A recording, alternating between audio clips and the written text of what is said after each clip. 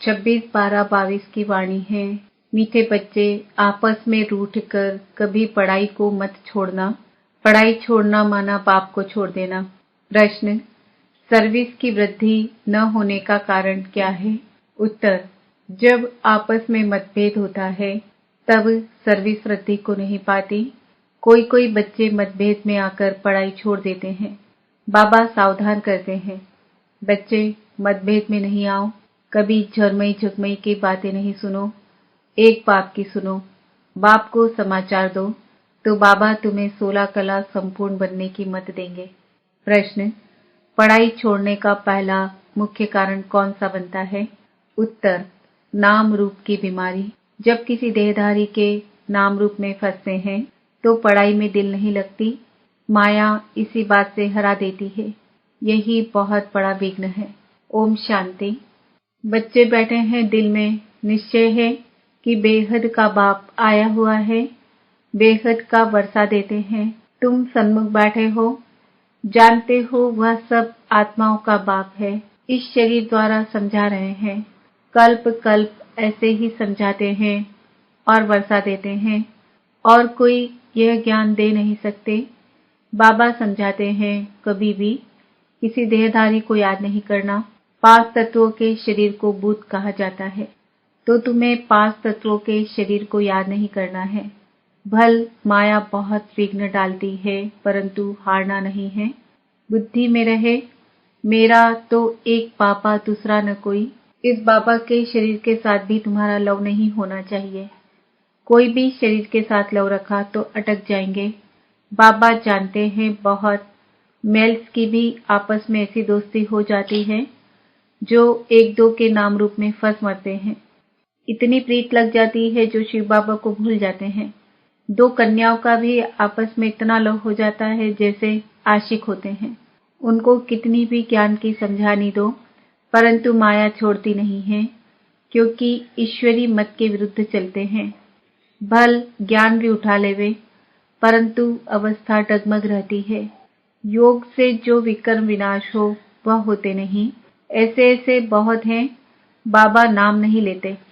दूसरी बात बाबा समझाते हैं, कभी भी पढ़ाई नहीं छोड़ना।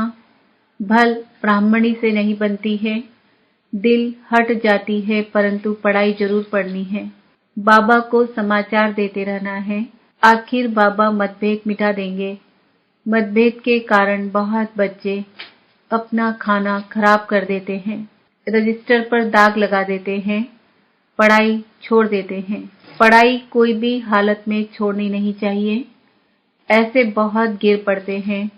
बाबा सावधान करते हैं, बच्चे तुमको कोई से भी झुरमई झुगमई की बातें नहीं सुननी है, एक बाप की ही सुननी है। बहुत बच्चे हैं जो देह अभिमान की बीमारी में रोगी हो मरते हैं। बच्चों को फरमान है, हमेशा बाप को याद करते उनकी ही महिमा करते रहो। शिव बाबा ही कलयुगी पति दुनिया को पावन श्रेष्ठाचारी बनाते हैं।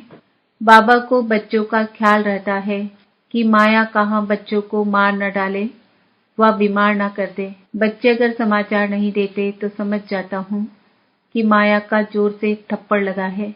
इसलिए मुरली में समझाया जाता है, तकदीर में नहीं है तो अपने ही धंधे में लग जाते हैं।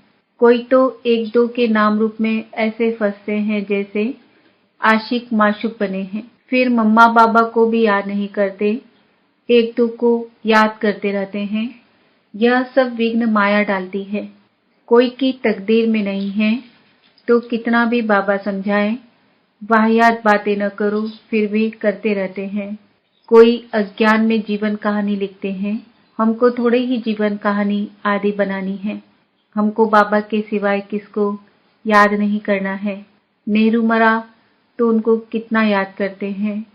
तुम भी ऐसे याद करो तो बाकी तुम्हारे और उनमें फर्क क्या रहा। ज्ञान मार्ग में बड़ी समझ चाहिए। जब तक शिव बाबा से योग नहीं तो बुद्धि का ताला नहीं खुलता। सर्विस नहीं कर सकते, पद भ्रष्ट कर लेते हैं। इसलिए बाबा सावधान करते हैं कि कोई भी मतभेद हो तो बाबा को लिखो। सभी 16 कला संपूर्ण तो नहीं बने हैं, कोई कच्चे भी हैं, भूले करते होंगे। सेंसिबल बच्चे जो हैं फट से समाचार लिखेंगे। कोई देखते हैं कि फलाने में अभी तक क्रोध है तो उनसे दिल हट जाती है, फिर घर बैठ जाते हैं। कोई ब्राह्मणी भी कह देती है कि तुम इस सेंटर पर मत आओ, बाबा को सर्विस समाचार देना चाहिए। बाबा खुश होगा कि बच्चा सर्विस समाचार देता है। बाबा आज फलाने को समझाया कि परम पिता परमात्मा से तुम्हारा क्या संबंध है। बाबा स्वर्ग का वर्षा देते हैं, 5000 वर्ष पहले भी दिया था। ये लक्ष्मी नारायण के चित्र खड़े हैं। बाबा समझाते रहते हैं। कभी कोई देखे कि इस कारण डिससर्विस होती है तो फौरन समाचार देना है। सब संपूर्ण तो नहीं बने हैं, बच्चों को सब कुछ समझाना होता है। बाप कहते हैं मैं बच्चों के आगे प्रत्यक्ष होता हूँ। बहुत बच्चे जो मुझे जानते ही नहीं, उनके सन्मुख कैसे होऊंगा। बच्चों को कहता हूँ मीठे बच्चे श्रीमत पर चल, अपना पुरुषार्थ कर जीवन ऊंच बनाओ। तुम सारे विश्व के मालिक बनने वाले हो। जितना जास्ती मुझे याद करेंगे उतना ऊंच पद पाएंगे। इसमें खर्चे की कोई बात नहीं, सिर्फ एजुकेशन है। जिसकी तकदीर में है वह पक्के हो जाते हैं। माया ऐसी है जो 6-8 वर्ष वाले भी देखो आज है नहीं। बाप से नहीं रूठते हैं परंतु ब्राह्मणियों से रूठते हैं। बाबा तो यहाँ बैठा है, शिव बाबा से रूठा तो खत्म हो जाएंगे। बाबा के सिवाय मुरली कैसे सुन सकेंगे। दूसरी बात, जो कभी ध्यान का पाठ चलता है, फलानी में मम्मा आई, बाबा आया, यह भी माया है। बहुत खबरदारी से चलना है। बात कैसे करते हैं उससे समझ जाना है। कोई कोई में माया का भूत आ जाता है, फिर कहते हैं शिव बाबा आया, मुरली चलाते हैं। यह सब माया विघ्न डालती है। बहुत ट्रेटर निकल जाते हैं, बहुत धोखा देते हैं। इन सब बातों से बहुत संभाल करनी है। पढ़ाई पर पूरा ध्यान देना है, नहीं तो माया बहुत हैरान करेगी। तूफान बहुत आएंगे। जैसे वैद्य लोग कहते हैं कि बीमारी बाहर निकलेगी, डरना नहीं। बाबा समझाते हैं माया चलते चलते ऐसी अंगुरी लगाएगी जो बाबा को भुला देगी, हराने की बहुत कोशिश करेगी। युद्ध है ही 5 विकारों रूपी रावण से। जितना बाबा को याद करेंगे तो तुम्हारे विक्रम विनाश होंगे। माया जीते जगत जीत भी बनेंगे। बाकी स्थूल लड़ाई की कोई बात नहीं। योग बल से ही विश्व की राजाई मिल सकती है। इस समय योग बल भी है, बाहुबल भी है। ये क्रिश्चियन दोनों मिल जाएं तो विश्व के मालिक बन सकते हैं। इतनी ताकत इन्हों में है, परंतु लौ नहीं है। एक कहानी भी है 2 बिल्लों की। कृष्ण को भी देखो कैसे हाथ में गोला दिखाया है। तो तुम्हारी याद कायम रहनी चाहिए। कोई भी कारण से पढ़ाई नहीं छोड़नी चाहिए। विघ्न तो जरूर पड़ेंगे। माया ऐसी है जो माथा मूड लेती है, हार्ट फेल कर देती है। इसलिए बाप कहते हैं और सब बातों को छोड़ मामेकम याद करो। बीज को याद करने से झाड़ भी याद आ जाएगा। गृहस्थ व्यवहार में रहते यह कोर्स उठाओ। भगत लोग सवेरे उठकर भक्ति करते हैं। काशी में कोठियां बनी हुई है। हर एक कोठी में बैठ विश्वनाथ गंगा कहते हैं, जानते कुछ नहीं। ईश्वर सर्वव्यापी कह देते हैं। अपने को तत्व योगी ब्रह्म योगी कहलाते हैं। यह बाबा सब बातों का अनुभवी है। इनके रथ में बैठ कहते हैं इन सबको छोड़ो, बाकी तो सब खिलौने बना दिए हैं। विष्णु का, शंकर का, कृष्ण का खिलौना बनाए बैठ पूजा करते हैं। जानते किसको नहीं। पूजा में बहुत खर्चा करते हैं। पत्थर की मूर्ति बनाए उसको श्रृंगारते हैं। साहूकार तो जेवर भी पहनाते हैं। यह तो तुम जानते हो। भक्ति में जो कुछ भावना से करते हैं उसका फल कुछ न कुछ हम दे देते हैं। दूसरे जन्म में अच्छा भगत बन जाते हैं। कोई धन दान करते हैं तो धनवान के घर में, बहुत दान करते हैं तो राजाई घर में जन्म मिलता है। फिर भी इस दुनिया में सदा के लिए सुख तो है नहीं, इसलिए सन्यासी इस सुख को मानते नहीं, काग विष्ठा के समान समझते हैं। तो वह राजयोग कैसे सिखलाएंगे। सारे विश्व का मालिक तो बेहद के बाप सिवाय कोई बना न सके। अब बाप तुम बच्चों को सन्मुख समझा रहे हैं। मैं फिर से आया हूँ तुमको राजयोग सिखलाने। श्री कृष्ण के 84 जन्मों के अंत में मैंने प्रवेश किया है। इनका नाम ब्रह्मा रखा है। मुझे ब्रह्मा जरूर चाहिए तो प्रजापिता ब्रह्मा भी चाहिए जिसमें प्रवेश करके आऊं, नहीं तो कैसे आऊं? यह मेरा रथ मुकर्रर है। कल्प कल्प इसमें ही आता हूँ। लिखा भी हुआ है। ब्रह्मा द्वारा स्थापना किसकी? विष्णुपुरी की। अभी तुम भारत को विष्णुपुरी बना रहे हो। दूसरे कोई इस बात को समझते नहीं कि परम पिता परमात्मा का पाठ है। कृष्ण जयंती मनाते हैं। नर्क को स्वर्ग बनाने वाला बाप है ना। जो ब्राह्मण बन पूरा पुरुषार्थ करेंगे वो ब्राह्मण से देवता बनेंगे।